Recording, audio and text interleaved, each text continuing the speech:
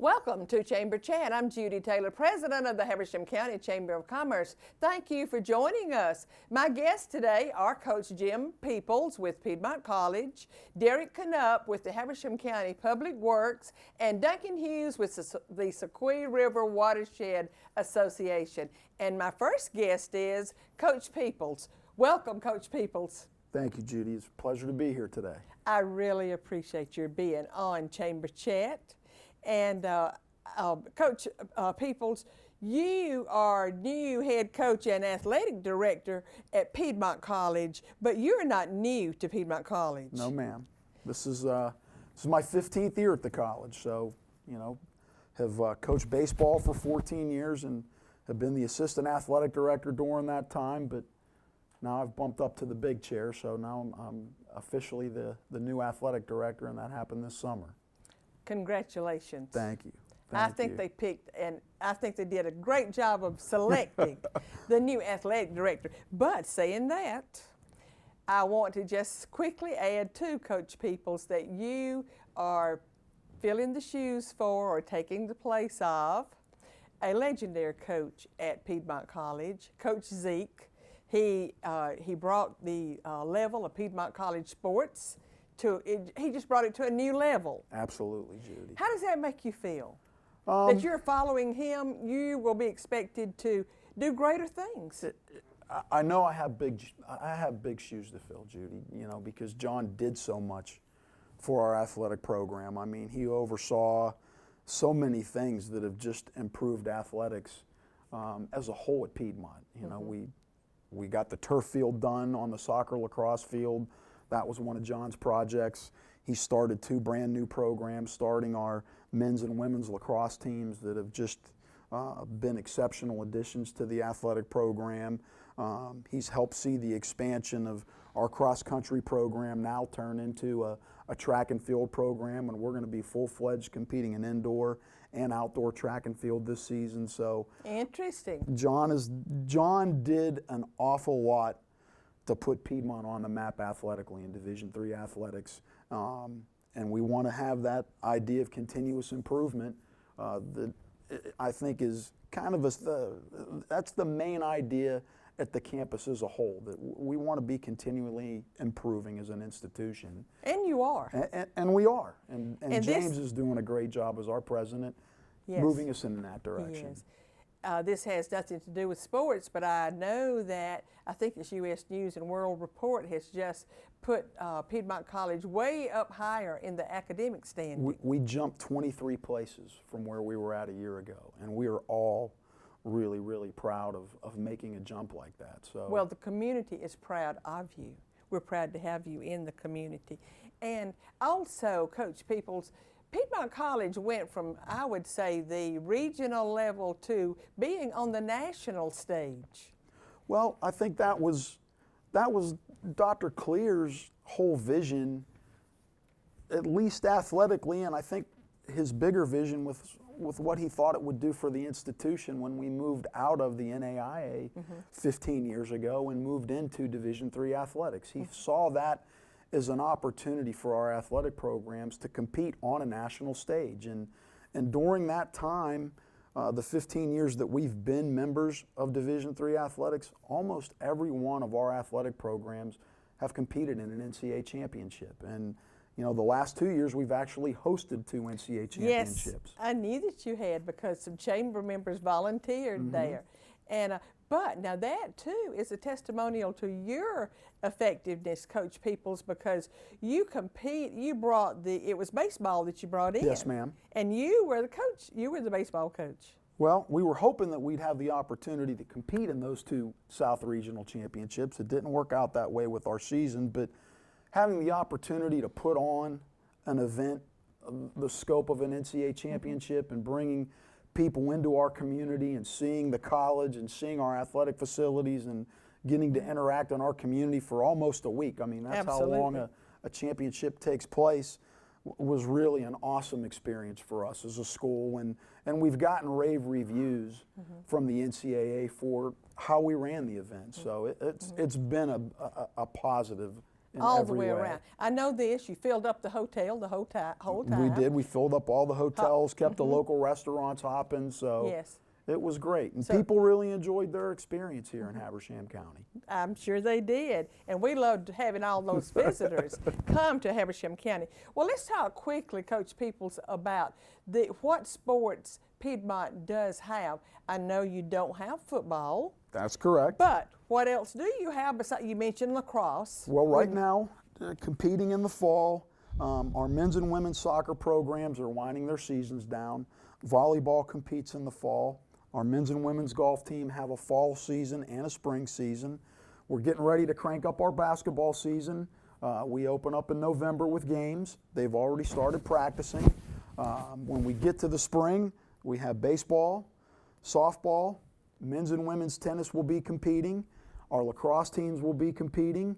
And our track and field team will be competing. I failed to mention our men's and women's cross country team are competing currently and still have a few events that they have left. But we're at 17 sports right now, and getting ready to announce the addition of another sport with cycling coming on board next year. So we're going to have a cycling team as well. So we're going to have 19 sports this time next year. That's very exciting. And did you mention golf? I did mention golf. You did. Yes. So, yes, you did mention golf. And also, I want the community to know that what does it cost to get into one of your events? Best deal in town. It's free.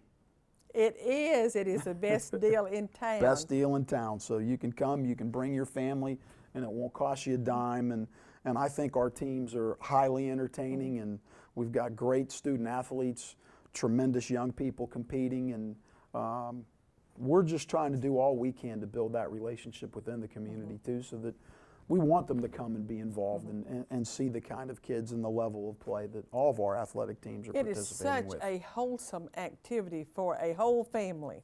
Absolutely. To go and take their children and not have to pay a lot. Absolutely. But Coach Peoples, your schedule I know is very busy now. You don't just coach baseball anymore. You still coach baseball. That's correct. And you're athletic director and a lot of other things. Will you still teach any classes? Will you be in the classroom at all? No, there's no classroom time. I used to teach at the previous institution that I worked at, but one of the things that I think was always Dr. Clear's mindset is he wanted us to focus on building our athletic program, and as a head coach, he wanted us to focus on building our team. So one of the luxuries I guess we have is that our coaches don't have to be in the classroom.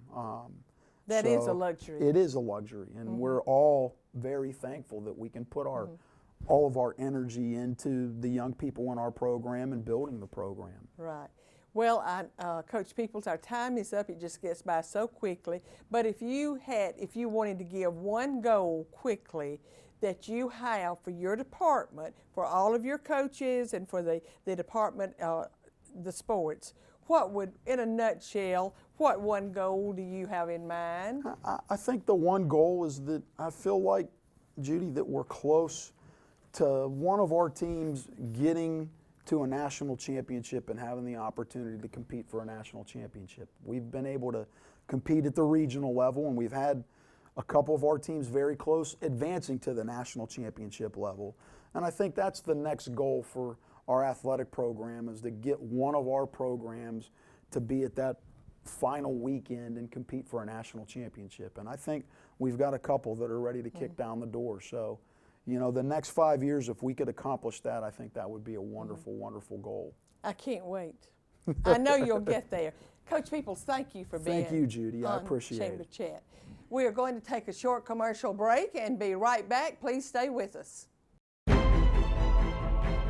With cable television production studios in Habersham and Towns counties, you're watching Windstream Cable Television Channel 4, home of local origination programming in North Georgia. From weekly church services to sports and community events, we've got you covered. Join us 24/7 for local programming at its best. Windstream Cable Television, it's what people are watching.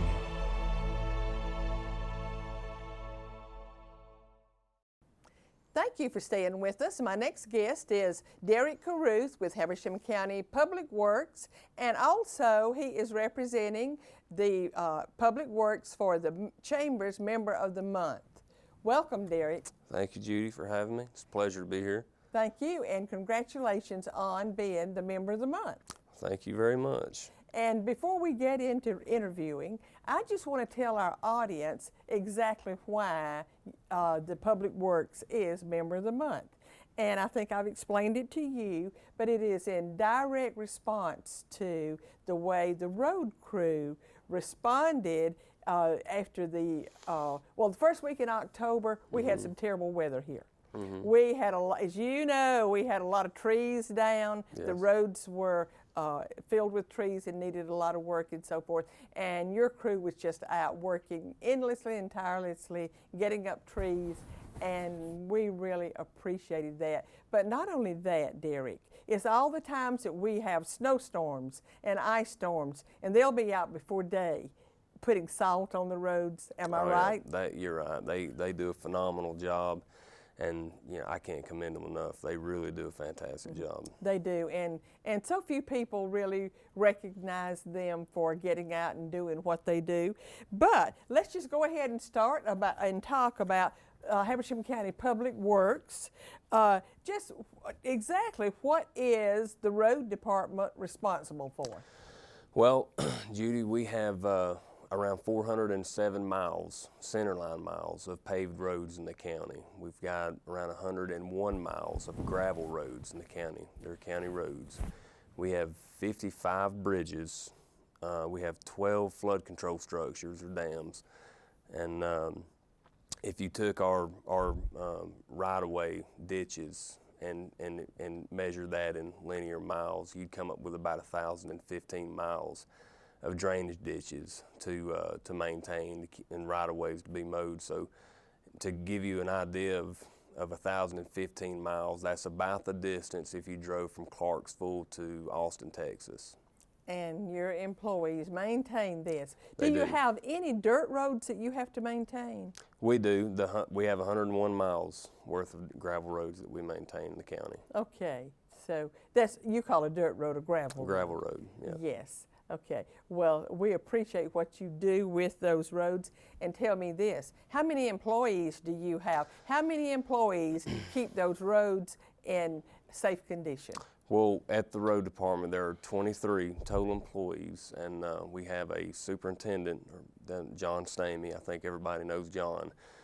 We also, out of the 23, the superintendent, we have an office manager, we have a GIS coordinator, and then the engineering technician. And there's 19 operators and skilled laborers. Who is your GIS coordinator? Gary Crocker. Okay, okay. Yeah. That's always something that's interesting to me. He is the GIS guru for the road department, and he does a real good job. I found that everybody who's into that is just really into it. He is very into it. They either don't like it at all or they're just absorbed by it. It's very complicated, but he does a really good job with it. Well, what are some of the services the road department delivers? Well, the road department can do anything from picking up a dead animal that's maybe roadkill, and from that all the way to building a road. Of course, I think everyone sees that we have to keep the gravel roads, graded and re-graveled, to mow the right-of-ways, keeping the ditches clean, a lot of maintenance. But we're also very fortunate because our maintenance crews are actually construction crews as well, so that we could build a road from concept to complete, finished, closeout. We can probably do the whole project 95% ourselves. That's to me, efficient and saving that's money, isn't very it? impressive to have crews that can do either or. And being at a county level, that's just the way we have to be structured. They all do, a little bit of everything. I bet a lot of your employees have been there for quite a while. We do, yeah. We have several that's been 20 plus, 30 plus years. A lot of experience there. A lot of experience. Well, what are some things that your road people cannot do. Like people, sometimes the community people, the citizens, may expect them to do things that's just not in your purview. Right. So what are some things that we don't need to call the road department about? Well, we can't work on private roads, and Like a driveway. like a driveway or any. I live on a private road myself, and you know, so we don't work on any private roads. We can't work.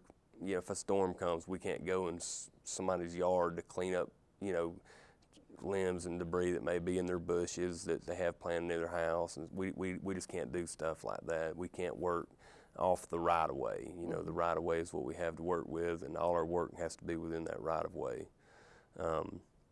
We get a lot of calls from people wanting us to help them that live on private roads or have something they want done in their yard, a hole dug. There's a number of things, and we can't provide that service. Well, that makes sense.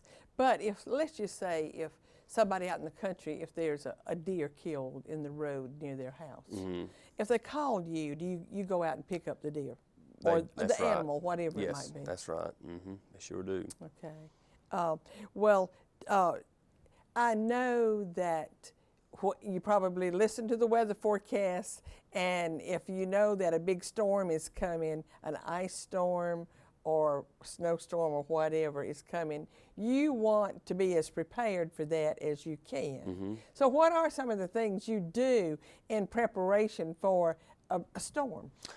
Well, the biggest thing that we do to prepare for the storm is to be proactive. We'll start early we'll have everything ready to go usually by mid to end of November. And that's having all our inventories ready, all the trucks ready, just in case we get Mother Nature surprises us early with something. And you know, when the storm's coming, we're basically at the point we're waiting for it to get here, and we're just waiting. I mean, everything's done, everything's accounted for, everybody knows where to go. It's just waiting on the storm. Well, tell me something, Derek. What do you see in the future for the road department? Do you see a lot of new equipment? Do you see added employees? What do you see? Because the SPLOST passed, and that is a big boost. That is a huge asset for us to have. Without the SPLOST, frankly, I don't know what we would do. I know the county manager and the commissioners would really have a hard time figuring that out. But yes, I think the future's bright for the road department.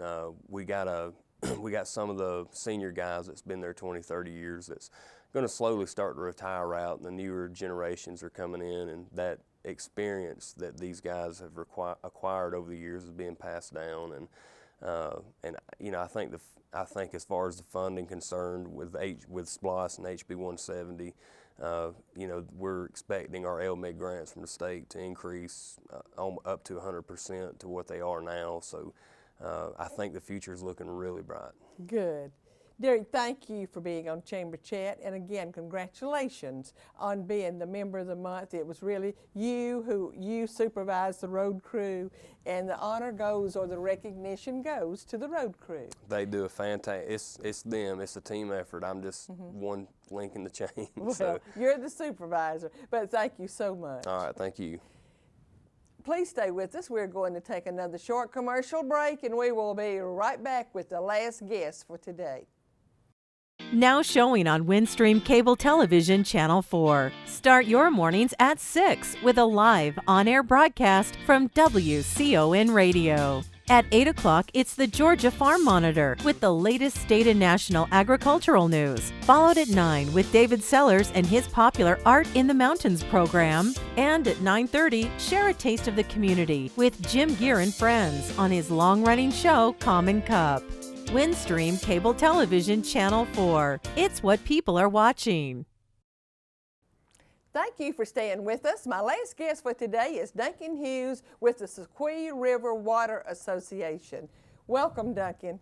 Thank you, Judy. I appreciate the opportunity to be here. Thanks for asking. I really appreciate your coming on, Duncan.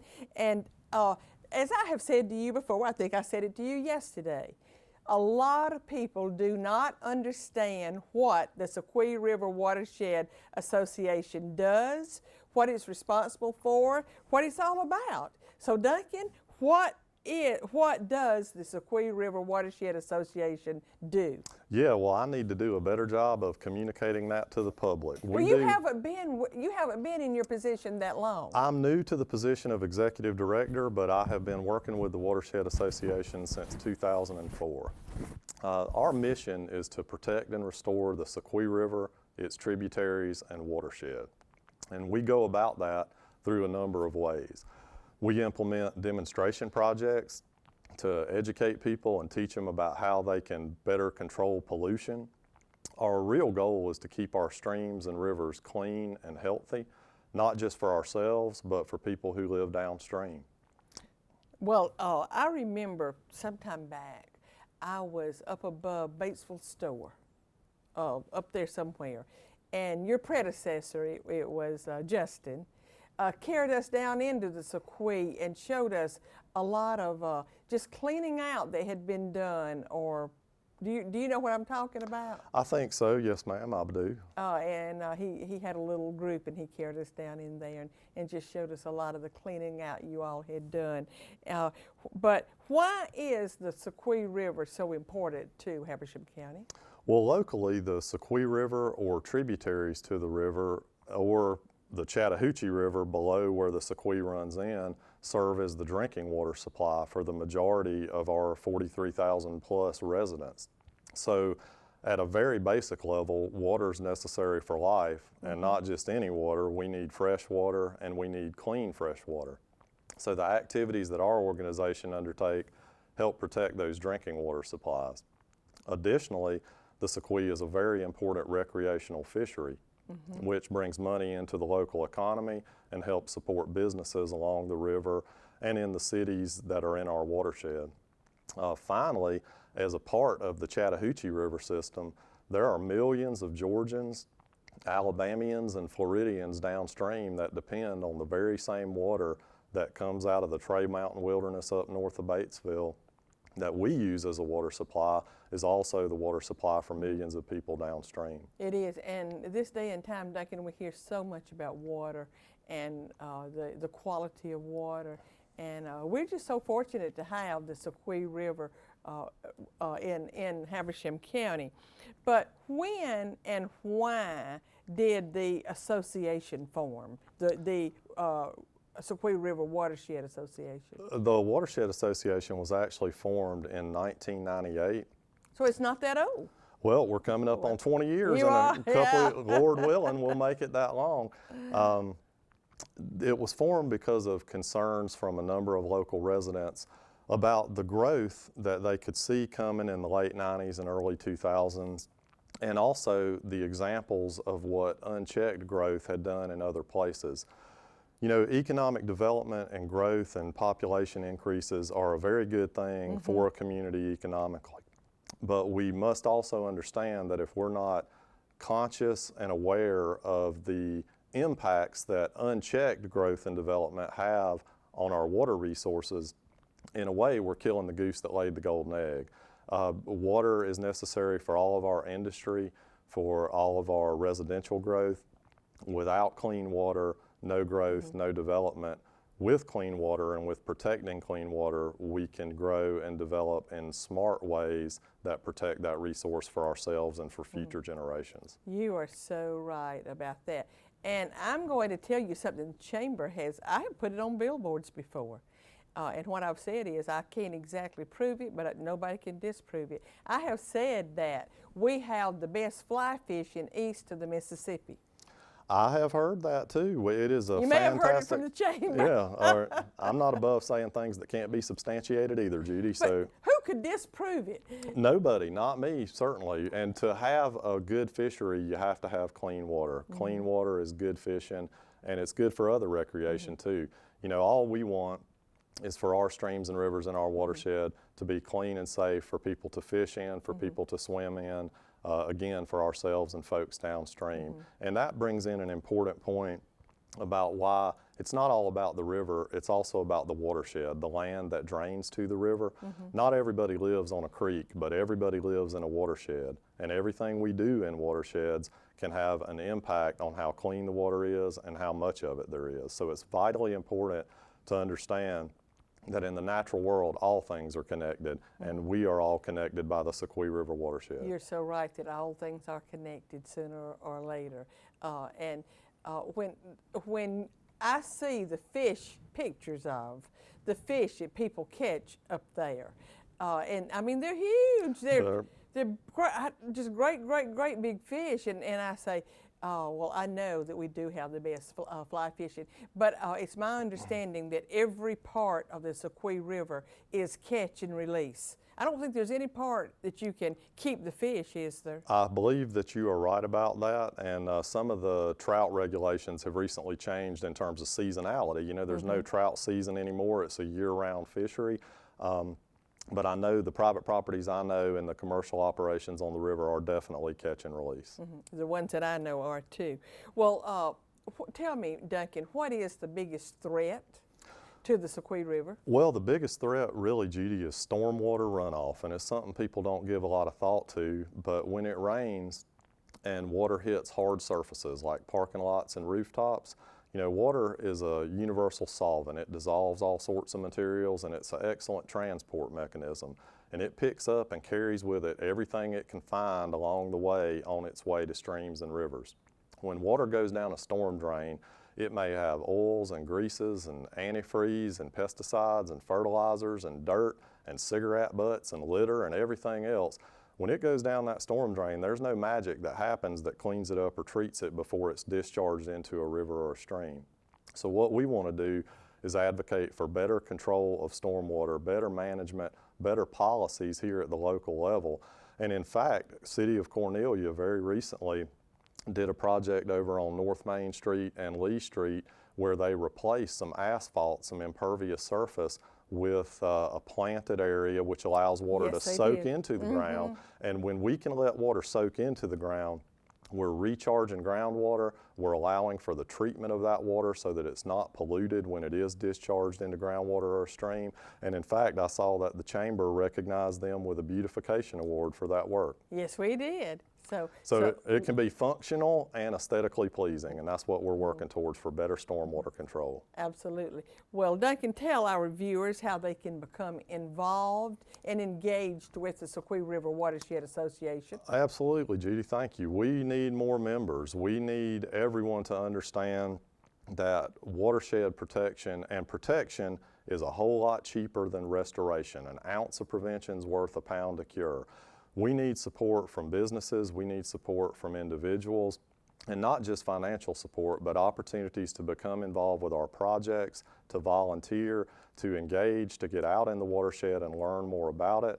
Water doesn't come from pipes, water comes from a source, and when you know the source and are connected to it, you care about it, and that's what how can they reach you to get involved if they need to, if they want to? They can reach me at the Sequoia River Watershed Association office in Clarksville, right on Washington Street, across from the Habersham Community Theater, Sequoia River at windstream.net, or 754-9382.